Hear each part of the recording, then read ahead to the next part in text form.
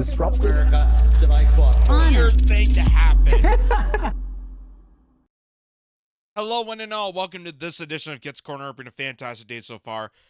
So I find it really interesting that for the past few years, ever since 2016, ever since the revelation that somehow Russia hacked the 2016 election and diverted America away from its healthy democracy and run by Russian operatives, and how China's been influencing and all these other countries have influenced the beautiful America that we know and love. But the whole time while that was going on, we had an even darker lobby group and foreign interference that was really controlling the arms of the democratic process in America for the longest time.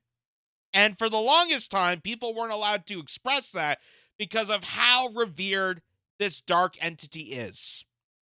And that, of course, is AIPAC, the big, giant lobby group funneled by Israel that we send money to that country, and then they funnel us back by bribing and blackmailing us to subvert their ways.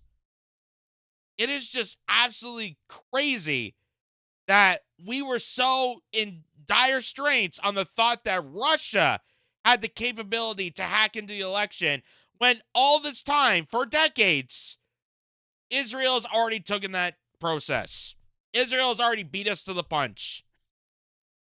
So much so that even Richard Nixon, out of all people, crooked dick, is about to speak from, I believe this is from like the early 80s, or maybe this is the 70s. I'm not sure exactly what date this video came out.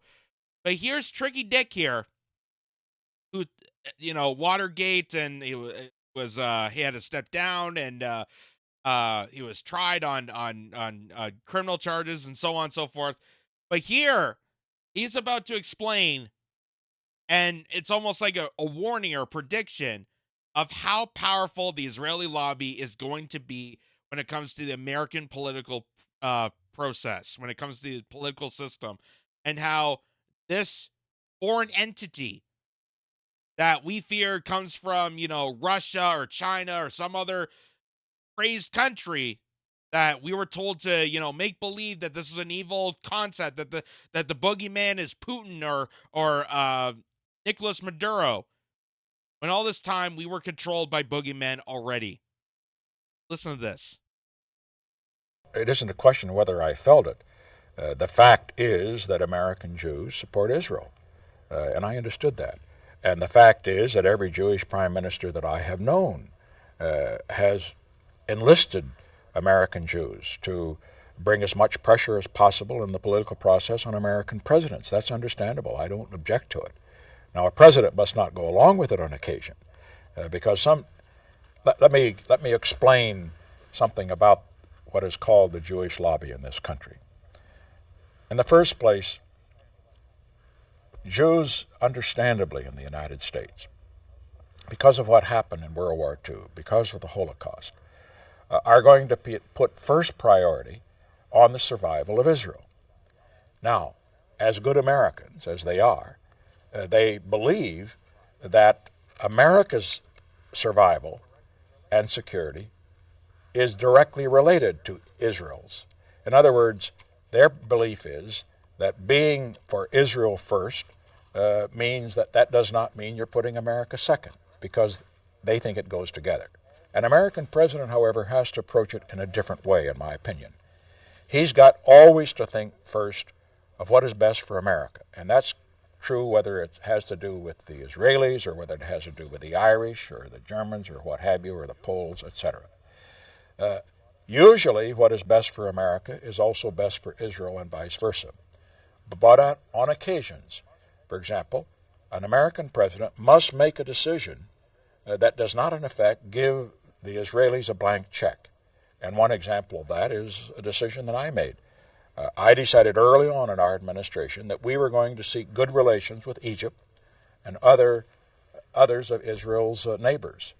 Many of my Israeli friends didn't like that because they wanted a special relationship with Israel and Israel only.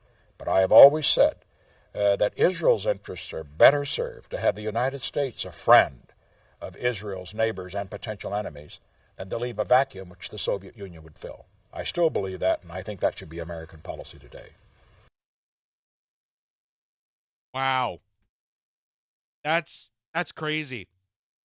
That's crazy. That's a crooked dick right there. Which, of course, someone's going to take out context and view that immediately as anti-Semitic, even though what he's saying there is the trickery that comes with this, the manipulation that, of course, people are going to be sucked into the idea and the ideals that Israel provides because of what happened with the Holocaust, what happened with World War II.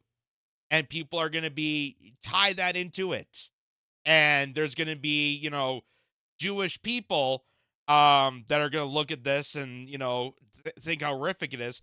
But then there's also people that are going to follow into the Zionist cult, which is one of the biggest perpetrators that's led us into this devastation. The Zionist movements that kind of cultivizes against Judaism and Judeo values and, eradicates the peaceful movements and the diplomacy and the tolerance and the stability of Jewish people.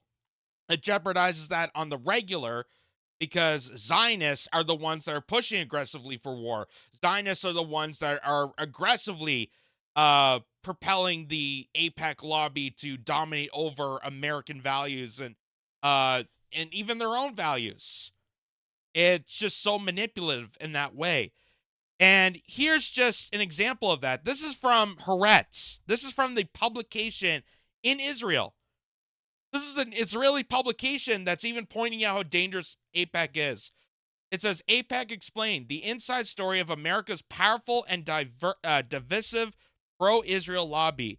The American Israel Public Affairs Committee has clashed with and cossetted, targeted, and championed U.S. presidents and politicians, turning Israel into an increasingly partisan issue.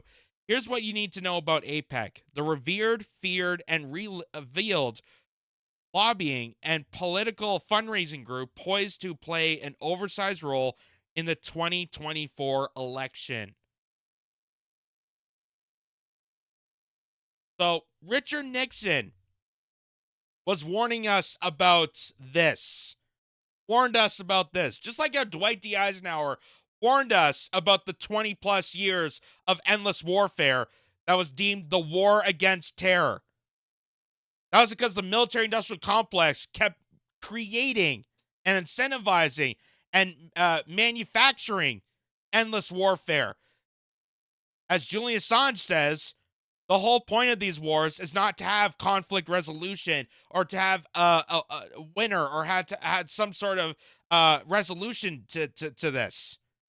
The whole point of it was endless warfare that moneymakers and profiteers of the war industry were able to profit off the sacrifice of the war. They were able to profit off the death and disparity of everybody else.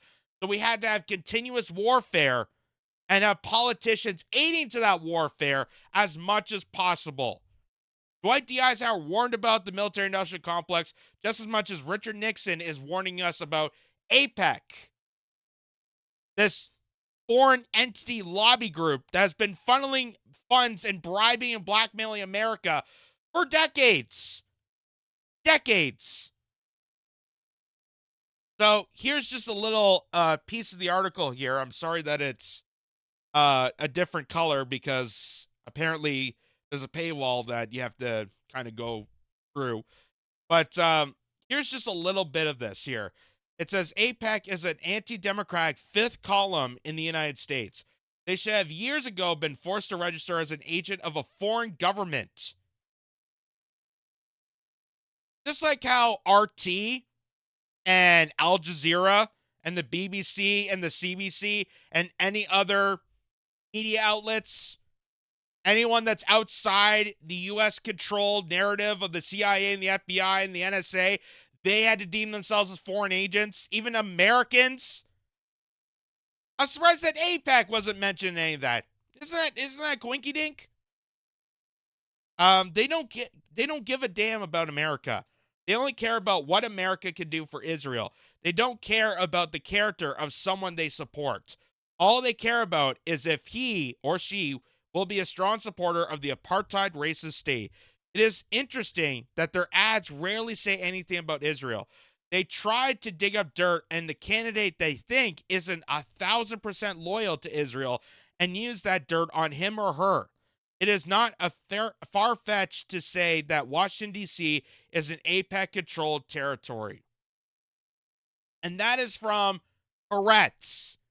That is from an Israeli publication directly informing you that AIPAC is a control group. They are purposely manipulating politics in America to divert away from American policies and make their primal objective of Israel, enforcing Israel as the strong beholder of the Middle East. And nobody bats an eye on that. Nobody thinks how crazy that is. But yet we thought for over 8 years now that Russia, with their memes, with all the craziness of Russiagate, we thought that was a true conspiracy, that somehow Russia was able to hack the election to elect a game show host. But this is going on for decades. This is going on for decades. And nobody bats an eye. That's incredible. And it's also incredible that this is coming from the publication in Israel. And yet you look at our publications in North America, both Canada and the United States, and they don't say a word about this. They don't say a word about this. But sometimes you have to go to the belly of the beast to find out the truth. And turns out the belly of the beast, Haaretz, and Times of Israel, and all these other publications in Israel, is revealing the truth. Is revealing the dark entity, the manipulation, the blackmailing, the complete psyops that was involved in the formation and in the militarization and the polarization of making this a behemoth in the Middle East. And all it took was some, trillions of dollars sent back and forth, slush fund like that, and maybe some data collecting and blackmailing and name calling and, mass deception.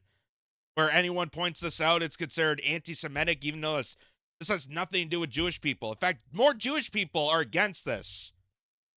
But they will never tell you that because they equate Judaism with murderous Zionism.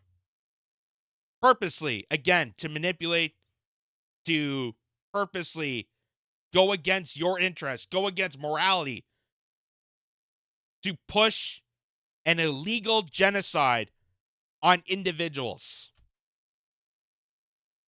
And it's not just Gaza anymore. They're going after Iran. They're going after Lebanon. They're going after anybody. And just as RFK Jr. even pointed out, RFK Jr., even though I don't particularly agree with this stance of supporting Israel and saying it's the behemoth of democracy, even though it isn't, RFK Jr. was correct when he said that Israel is basically an aircraft carrier of the United States. It's a military base. Because all they do is create warfare and be the eyes and ears and be the surveillance for the Middle East so that America could get dirt from Israel and Israel gets dirt from America. That's the only reason we're allies. That's the only reason why we have a friendship. Because we friend the worst of the worst to create more havoc. Instead of actually diplomacy and actually evolving into some formation that would actually benefit the greater outcome of society. It's just amazing. Absolutely amazing that Russiagate lasted as long as it did and still continues apparently to this day. There's still people out there that are still thinking that, Putin's under their bed and telling them lies. Meanwhile, this has been a scandal for decades that was right in front of you. But I guess everyone was either bought or manipulated or thought if you spoke out against this, that you're some sort of immoral, hatred bigot. But even an Israeli publication can tell you otherwise.